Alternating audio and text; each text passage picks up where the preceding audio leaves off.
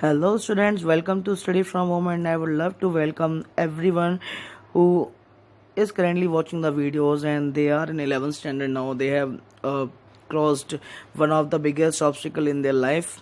10th पास कर चुके हैं आप लोग और अब हम हैं आपके 11th स्टैंडर्ड कॉमर्स में. ठीक है, स्ट्रीम सिलेक्शन के रिगार्डिंग वीडियोस मैं आपको ऑलरेडी एक भेज चुका हूँ. मैं आज वो वीडियो अपलोड कर दूंगा यूट्यूब पे. You can watch that video on my channel. My channel is Rishi Agrawal, HRISHIAGRAWAL. तो in this video we are beginning our first chapter of business studies 11th standard. जो बुक मैं प्रेफर करूँगा that book is VK studios Poonam Gandhi. काफ़ी अच्छे से इस book में बहुत सारी चीज़ों को एलैबोरेट किया है. तो जैसे ही लॉकडाउन खुलता है I would instruct you to purchase as soon as possible. And the best thing is that जिस तरह से कंटेंट एक्सप्लेनेशन है ना VK स्टूडियो की पूनम गांधी में, आफ्टर दैट उस प्रिंसिपल के बाद जस्ट उन्होंने केस स्टडी भी दी है. और जैसे जैसे हम लोग अपने वीडियो में आगे बढ़ते जाएंगे आपको पता पड़ता जाएगा कि in this subject why case studies are major part of it. ठीक है, तो हम शुरू करते हैं अपना पहला chapter that is nature and purpose of business. अब चैप्टर शुरू करने से पहले एक चीज़ जो हमको पता होनी चाहिए, अब सब लोग कॉमर्स में हैं. ठीक है, तो पहली चीज़ जो मुझे आप लोगों से एक्सपेक्टेड है कि आप लोगों को पता हो कि कॉमर्स का मतलब क्या है. जैसे साइंस हम बचपन से पढ़ते आ रहे हैं. साइंस क्या है? Systematic study of any subject. तो this is my expectation that you should know this thing that what is the commerce. आप अपने आंसर को एवेल्यूएट कर सकते हैं. ठीक है, और अगर इजी लैंग्वेज में आपको डिफाइन करना हो, देखिए go for the easy language. आप गूगल पे टाइप करेंगे what is commerce, production, services, selling out and ये वो बहुत सारी चीज़ें आपको गूगल पे मिलेंगी. ठीक है, कॉमर्स को समझने के लिए एक छोटा सा एग्जांपल देता हूँ. कॉमर्स हमने 10th तक इकोनॉमिक्स पढ़ी है. ठीक है, अब कोई भी गुड है, ठीक है, कोई भी चीज़ है, एक होता है उसका प्रोड्यूसर और एक होता है उसका consumer. Means for any particular good, for all of good, one that is the producer, means the person who is producing that particular commodity और good, and the one who is using the good and that person who is using that particular good is known as the consumer. So this relation of producer and consumer is the commerce. जो producer and consumer के बीच का जो relation होता है हम इसी को बोलते हैं कॉमर्स. चाहे आपका इंपोर्ट हो, चाहे एक्सपोर्ट हो, चाहे होलसेल ट्रेड हो, चाहे रिटेल ट्रेड हो, चाहे आपका सब्जी भाजी बेचने वाला भी हो, everything is part of commerce. Everything is part of commerce. आपके सुबह उठने से लेकर रात तक जिस तरह से साइंस आपके साथ रहती है उसी तरह से कॉमर्स भी आपके साथ रहती है. साइंस आपको जीना सिखाता है, how you are alive. Science आपको ये बताता है कि आप जिंदा कैसे हैं. ठीक है, लेकिन कॉमर्स आपको जिंदा रहना सिखाता है. अगर साइंस एंड कॉमर्स का हम कंपेयर करें तो साइंस की वजह से आप जिंदा हैं, लेकिन उस लाइफ को मैनेज कॉमर्स ने कर रखा है. तो हर चीज़ की एक अपनी इम्पोर्टेंस होती है. ठीक है, तो हमने स्टार्ट किया व्हाट इज़ कॉमर्स. अब जब आप बुक देखेंगे तो उसमें बिगनिंग में फाउंडेशन ऑफ बिजनेस दिया हुआ है कि एंशिएंट इंडिया में बिजनेस किस तरह से होता था. उस पार्ट को मैं स्किप कर रहा हूँ बिकॉज आप लोगों को ऑलरेडी पता होगा किस तरह से केवल और केवल water transportation and road transportation modes थे हमारे पास अवेलेबल. और इंडिया से जो आपका एक्सटर्नल ट्रेड था, इम्पोर्ट एंड एक्सपोर्ट का, केवल एक रूट अवेलेबल था by road, that was the silk route. Silk route कहाँ से शुरू होता था? सिल्क रूट आपका बिहार से शुरू होकर जाता था चाइना एंड आपका उसके बाद यूरोप में जा करके सिल्क रूट ख़त्म होता था. ठीक है, तो उसी के रिगार्डिंग कुछ चीज़ें वहाँ पे और इन्फॉर्मेशन दी हुई हैं और किस तरह से बिजनेस के सिनेरियोज चेंज हुए, किस तरह से मॉडर्न बैंकिंग सिस्टम आया. वो चीज़ें इंपॉर्टेंट नहीं हैं, जस्ट एक बार उनको गो थ्रू कर लीजिएगा, उनको स्टडी कर लीजिएगा, दैट वुड बी इनफ. तो हम अपना चैप्टर स्टार्ट कर रहे हैं. That was the introduction. Beginning जो हम देते हैं चैप्टर को, पहली चीज़ जो हमको समझनी है वो है ह्यूमन एक्टिविटीज़. ह्यूमन एक्टिविटीज़, देखिए what ever the activity that is done by human, that is the human activity, यानी हम जो भी एक्टिविटी करते हैं वो होती है हमारी ह्यूमन एक्टिविटी।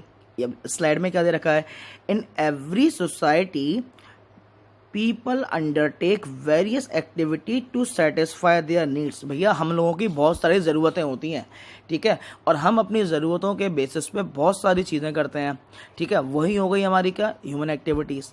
अब कॉमर्स में ह्यूमन एक्टिविटीज़ को दो तरह से बांटा जाता है, एक हो गई आपकी इकोनॉमिक एक्टिविटीज़ और दूसरी हो गई आपकी नॉन इकोनॉमिक एक्टिविटीज़। अब economic activities and non economic activities क्या हैं, पहले ह्यूमन एक्टिविटीज़ का ध्यान रखेंगे। ह्यूमन एक्टिविटीज़ क्या होती हैं, ऑल द वर्क या all the activities done by humans to satisfied their wants, यानी जो भी एक्टिविटी ह्यूमंस करते हैं अपनी नीड्स को सेटिस्फाई करने के लिए, वो होती हैं आपकी इकोनॉमिक एक्टिविटीज़। जैसे क्या है, जैसे कि हमको पैसे की ज़रूरत होती है, ठीक है, उसके लिए हम क्या करते हैं हम पैसे की ज़रूरत के लिए हमारे फादर काम करते हैं, हम तो पढ़ाई कर रहे हैं, ठीक है, आगे जाके अल्टीमेटली इसी की हेल्प से तो हम पैसे कमाएंगे। और उसके अलावा हमको पुण्य की ज़रूरत होती है, तो पुण्य के लिए हम क्या करते हैं, दान। तो ये हो गई आपकी economic activities and non economic activities. इसको हम आगे एलेबरेट करते हैं नेक्स्ट स्लाइड में। पहली चीज़ जो ध्यान रखने वाली है आपकी ह्यूमन एक्टिविटीज़। अब जो ह्यूमन एक्टिविटीज़ को हमने दो पार्ट में डिवाइड किया था, एक इकोनॉमिक एक्टिविटी और एक नॉन इकोनॉमिक एक्टिविटी। तो the very first that we are studying that is the economic activity. So what is the economic activity? Economic activity is something that helps you to earn your livelihood. Simple सी भाषा में, यानी कि वो सारी activity जो आपको पैसे अर्न करने में हेल्प करे, यानी जिससे आप अपना लाइवलीहुड अर्न कर सकें, उन सारी एक्टिविटीज़ को हम क्या करते हैं, कैटेगराइज करते हैं इकोनॉमिक एक्टिविटीज़ में। जैसे इस इमेज को देखिए, इस इमेज में आपको दो एग्जाम्पल देखेंगे, एक तो ये भैया हैं हमारे और एक हमारे ये भैया हैं। मुझे बताने की ज़रूरत नहीं है कि ये भैया कौन है और ये भैया कौन है।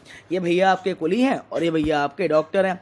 तो कुली क्या करता है, कुली वेट लिफ्टिंग को, तो हमको पता है कि कुली क्या है, वेट लिफ्ट करता है। और वेट लिफ्ट वो क्यों करता है, वो वेट लिफ्ट करता है for to earn his livelihood. After that ये जो भैया है हमारे, ये कौन है, डॉक्टर हैं।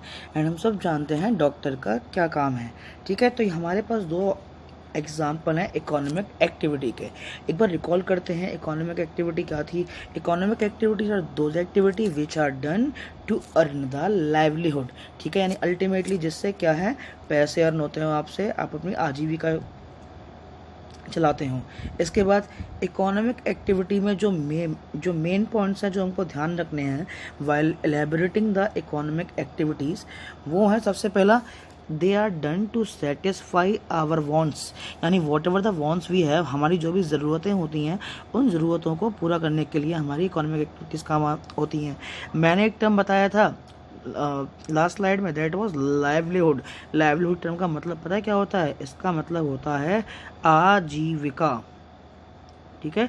लाइवलीहुड टर्म का मतलब है आजीविका, यानी कि जिससे हम क्या है, हम जीते हैं, ठीक है, यानी खाना अर्न करना हो, चाहे हमारी एजुकेशन हो, that all are included in livelihood. After that concern with production, exchange and distribution of goods and services, यानी कि इसमें क्या है, प्रोडक्शन भी आता है, यानी किसी नए माल को प्रोड्यूस करना, एक्सचेंजिंग ऑफ मनी और एक्सचेंज ऑफ प्रोडक्ट्स, या फिर एक्सचेंजिंग और production of goods and services. ये सारी चीज़ें आपकी इकोनॉमिक एक्टिविटीज़ का पार्ट होती हैं।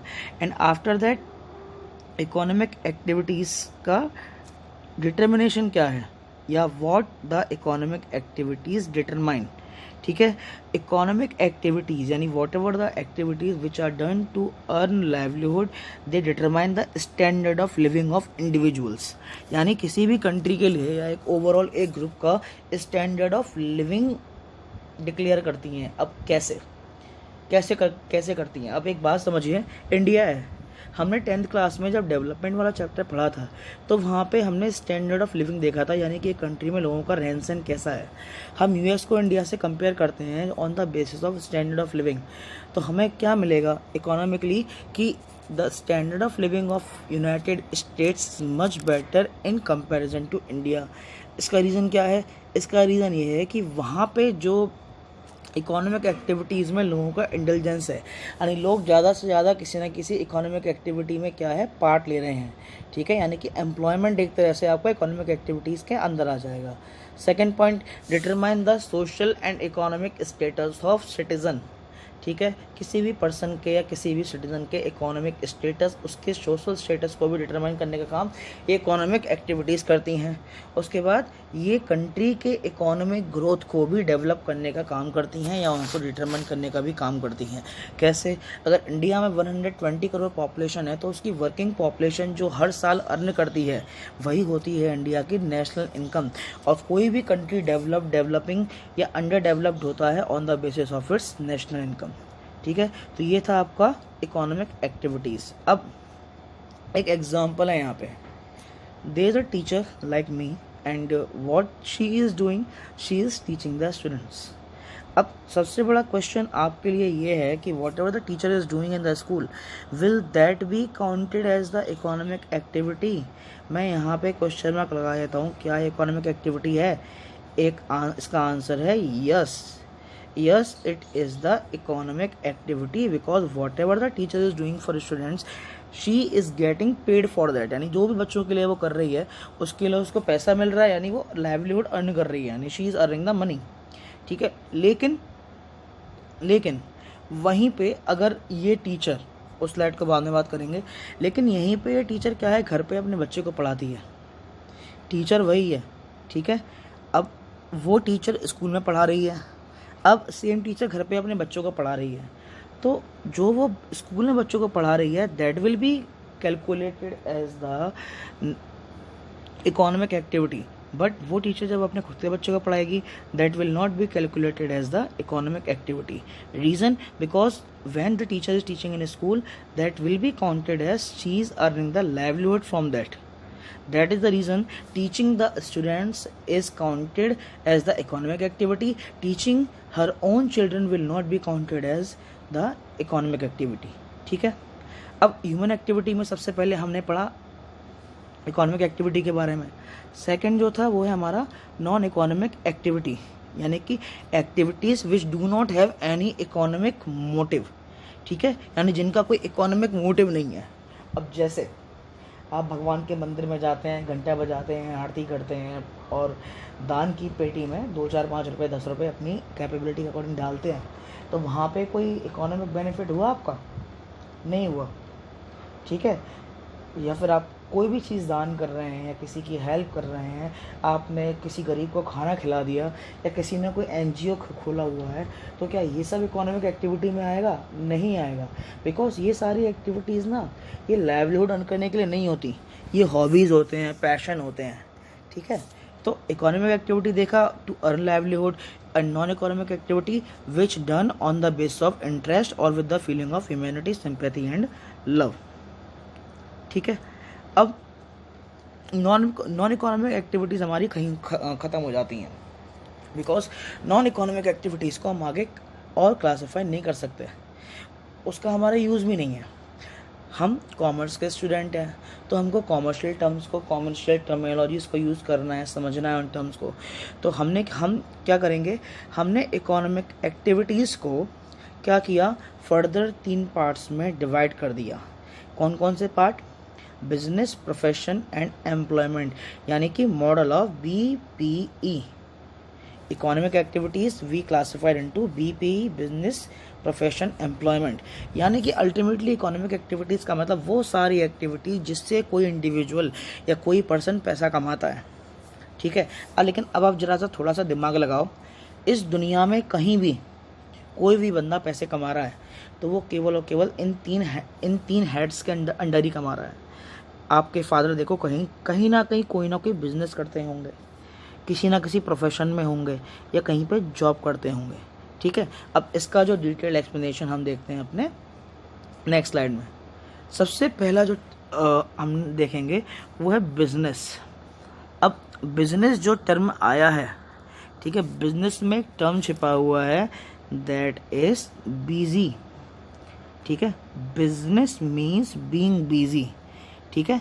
अब बिजनेस का जो सेंस क्या है वो है it refers to an occupation in which people regularly engage themselves with a view to earn profits, ठीक है। देखो यहाँ पे बिजनेस क्या होता है, business is something where business the occupation in which people regularly engage themselves in production of goods and services। Business में एक चीज़ प्रोड्यूस होती है, वो होती है गुड्स एंड सर्विसेज, ठीक है। तो बिजनेस मीन बिजी, ठीक है। इसका मतलब क्या है, business refers to an occupation in which, या business is an economic activity. सीधी सी बात है, ऑक्यूपेशन को हम यहाँ से हटा सकते हैं, हम यहाँ पे क्या डाल देते हैं इकोनॉमिक एक्टिविटी, ठीक है, इकोनॉमिक एक्टिविटी। अब इसमें एक चीज़ और है, इसमें दो चीज़ें होती हैं, activity engage themselves view to earn profits, ठीक है। अब इसमें क्या है, दो चीज़ें होती हैं, एक होता है प्रोडक्शन और एक होता है प्रोक्यूरमेंट।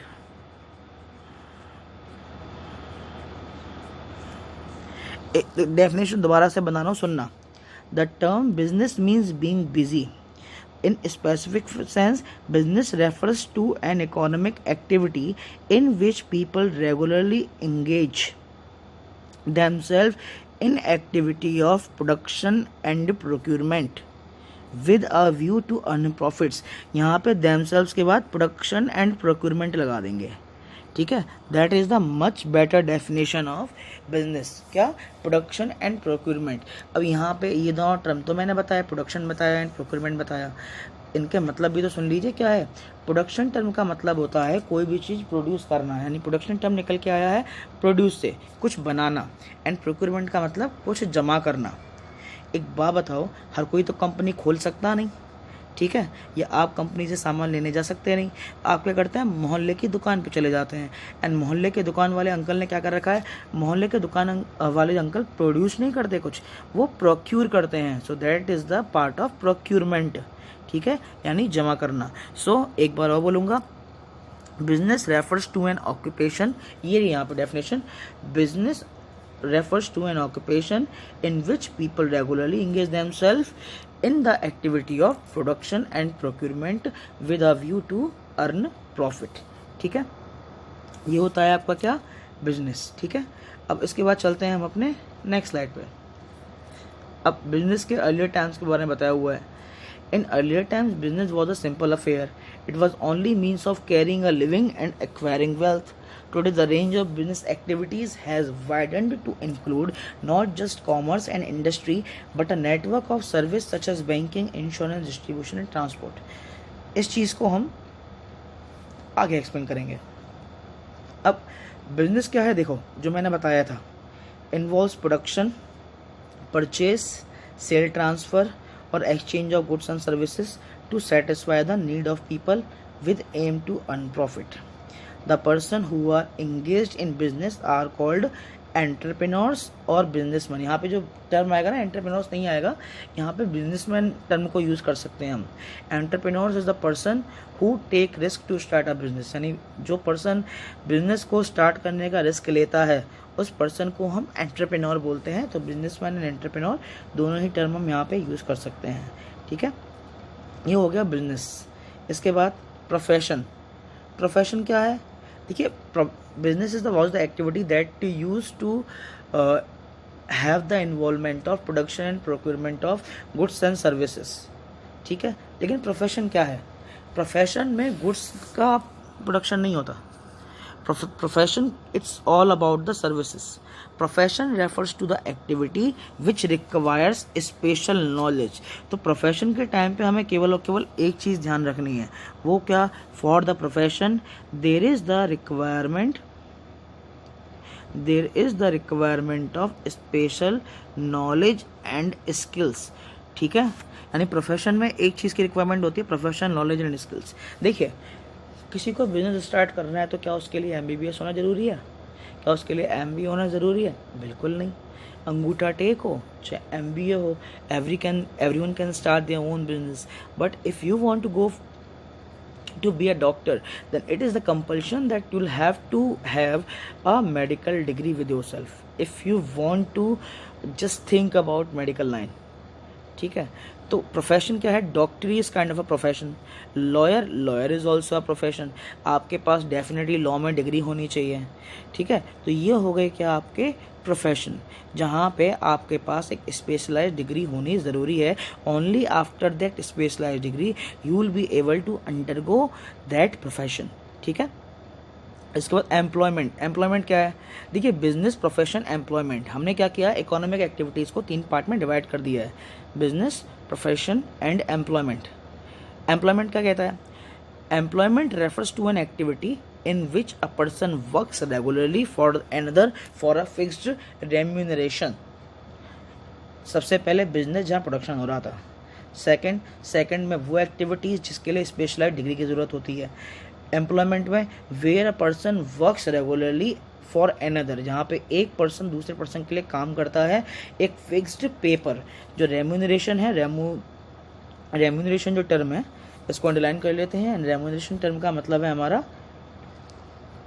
पे, जहाँ पे एक पर्सन दूसरे पर्सन के लिए फिक्स पे काम कर रहा है, ठीक है। वो हो गया आपका एम्प्लॉयमेंट। अब नेक्स्ट स्लाइड में देखते हैं। अब जो मेन चीज़ हमें समझनी है वो समझनी है इनका डिफरेंस क्या है। What is the difference between business, profession, employment. एक बार रिवाइज करूँगा, दोबारा सुनिएगा। Business involves the activity of production and procurement, profession needs the specialist degree, and in employment you work for someone else, ठीक है। जो next हमारा topic रहेगा that would be the difference between business, profession and employment, ठीक है। आज के video को हम यहीं फुल स्टॉप करते हैं। I hope you like this video. If any of the queries you have you can ask in the comment section और you can directly contact me on WhatsApp. My number is 7895581198. That will also be in description. Stay tuned to my video, ask queries and more queries, and remember this thing, commerce is not option for any other stream, ठीक है। Stay tuned to my videos. Thank you.